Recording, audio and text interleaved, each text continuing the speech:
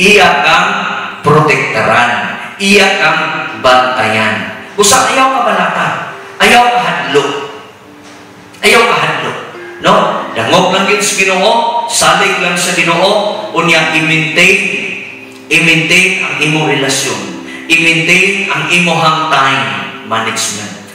I-maintain ang imong prayer. I-maintain ang imong pakigdugtong ngadto sa Ginoo, imong koneksyon ngadto sa Ginoo. I-maintain ang imong prayer lifestyle. No, dili tong lifestyle kaniadto nga moampo lang dunay problema, moampo lang pag naay sakit, moampo lang dunay panginahanglanon. Dili to mao. Karon ay igsoon mauni ang paagi sa Dios aron ma-refresh, no, mabalik ang atong relasyon, mabalik ang ato ang commitment, mabalik ang ato ang pakigdugtong ngadto sa Ginoo. Kung muhimo kag lakang, muhimo kag trabaho. Kung naay trabaho ang yawa sa adlaw, muhimo pud kag trabaho para sa Ginoo adlaw.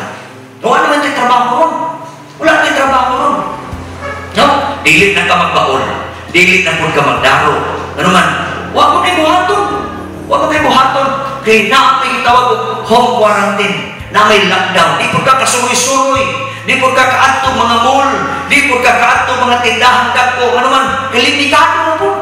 Ang makaadto dito katura pong may quarantine pass. So limit ra gyud niya. Ang imong buhaton karon ikaw nga walay trabaho sa imong balay, walay trabaho sa imong balay. Ang imong buhaton i-maintain ang imong relasyon adlaw o gabi, ang imong prayer.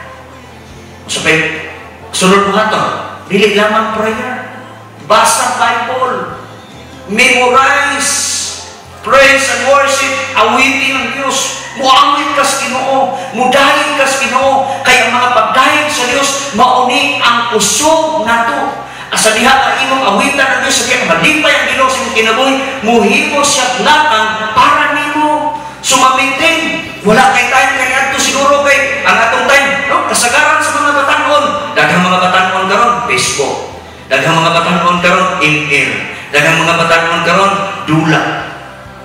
Daghang klase sa dula sa Facebook, daghang kayong klase nga dula sa online. Pero ikson sayang ikaw batanon, higala, bigo, ang imong panahon ara sa imong cellphone, safe ka. Kay maunay trick sa yawa, maunay paagi sa yawa, unya ang yawa nakahimo ng lakang, nakasulod ng hinahinay, unya mo patay na sa atong lawas. Unang-una, niyang patyon ang ato ang time. Patyon niya ang imuhang oras. Patyon niya ikaduha ang imuhang kinabuhi. Ano man, kay daghan kay mga tao na di mukaon tungod kay dunay war, dunay away, dunay dula na atak, no? Dunay atakod. Kay nga naman nanimuha pud nga mudaog direksyon trabaho na sa yawa. Sayran ka nako, maunay mga udyo nga nipana sa imong kinabuhi. Inanay kang ihiluan, inanay kang patyon sa yawa. Pero pag musalig ka sa Ginoo, kining sitwasyon na nato karon nga katalakman, pagpabalik ni, pagpa-refresh ni sa imong relasyon nato sa Dios. Wala ni mo ni nabuhat kani adto, wala ni mo ni buhat pila ka mga adlaw, pila ka mga bulan, pila na ka mga tuig, wala ni mo ni nabuhat. Sayran ko ikaw, karon ang panahon nga ibalik ni mo ni. Nganuman kay ang Dios mga kaigsuonan, nagpasalig siya nga iya kang atimanon, iya kang pabantayan. Akong balik ko basa, ingon siya dinhi, o sa mga sakit nga muhampak diha sa kangit-ngit. Tanawan gud, daghang may mga tawo magbilar. Nganuman dula, Facebook, tuwa sa Facebook, sige ka, chat dito. Pero pag Bible, magbasa Bible, matulog. Mag-ampo, matulog. Magbasa ka niyo sa ka-chapter, sa ka-versikulo lang, nag-huy-up na. O, nahamoy mga tao, hindi ganahan magbasa, ganahan na maminaw. O, namin mga tao, tapulan din kayo. Bisan pagbasa na lang, o pila ka mga chapter, dili ganahan. Yan namin mga tao, lamig kayo nilang paminawon, lamig kayo nilang buhaton, ang pagpaminaw lang, o, saman, boys, kaya po'y Bible na, mabasa ra, naman po'y Bible na, udyo ra, maminaw ra ka, kaya may mga tao, tapulan lang eh. Mabalakon kayo na tao. Sayang ka na po. Kay dili ra na mo'y ato maayong buhaton. Ang atong buhaton sakto man na. Sakto man nga dunay atong madunggan nga audio nga pinaagi sa Bible, pero mas maayo to kay ingon ang Bible ang pagtuo kung walay buhat patay. Mas maayo nga aduna kay gihatag na time na imong gyud ablihon usa ka page. Ablihon usa ka page ang Bible para makit-an sa Dios nga naningkamot ka. Napay mga taong karon nga muhatag og premium. Ay mga tao nga hilabihang buutana, muhatag og premium para ma-memorize lang ng bersikulo, ma-memorize ng gikan Genesis to Revelation. Muhatag sila mga prize, muhatag sila mga prizes para ma-memorize. Pakalami kay paminawan. Lami kay paminawan kung gusto ka nga ma-memorize nimo ang 66 books sa Bible, hala memorize siya. Genesis to Revelation. Kaya naman, usap-usap na ka mga pamaagi, ngayon makahatag ng relasyon na ito simple na makutag, pero dako na nakay nga value sa Diyos. Dako na kay nga value. Unya ka na ang paagi, ang yawa mahimong palihado. Pero sa diha na, imong buhaton kanang buhat sa yawa, kanang udyong ipanag sa yawa. Gusto mo ng udyong? Kana bang trek sa yawa? Sample, wala ni mo mabantay. Facebook.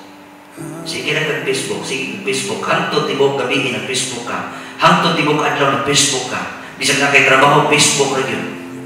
Trek na sa yawa. Trek na sa yawa. Ang yawa mahimong powerful. Lingkod kay siya. Mugamhanan ang yawa sa diya kahimo ni buhaton. Pero kung mubuhat ka kanang makahimaya sa Dios, na kay prayer, na kay ready na wala ka, basa sa tulong sa Ginoo, na kay praise and worship, na kay mga pagdayon sa Diyos, ang Diyos mahimo powerful. Unya mahimo sa ka dinihugan, mahimo sa ka kamanan. Now, wala ni ang akong panahon nga akong hatag diha kaninyo, unya nito akong nakaigsuonan nga kining pulong sa Dios, muhatag ni kagawasan sa atong matag-usan kinabuhi. Higala igsuon na kinahanglan kang Dios. Ako na kinahanglan Dios. Kitang tanan na kinahanglan Dios. Now nini nga kabuntagon mga kaigsuonan, tugutin ko nga makahulam sa imong kasing-kasing. Dawata si Kristo Jesus. Papuy na siya sa imong kinabuhi. Ingna, Ginoo, ako kang inviton. Musulod ka sa akong kasing-kasing. Mag-ampo ko igsuon. Himuanin na personal nimong prayer. Kining akong mga pag-ampo, pwede ka makasabat. Ang atong buhaton, pagrespeto, pag-ila sa Diyos, pagtahod sa Ginoo, atong isa atong gamot. Ang atong tikas kamot, atong ibutan sa itong lugar.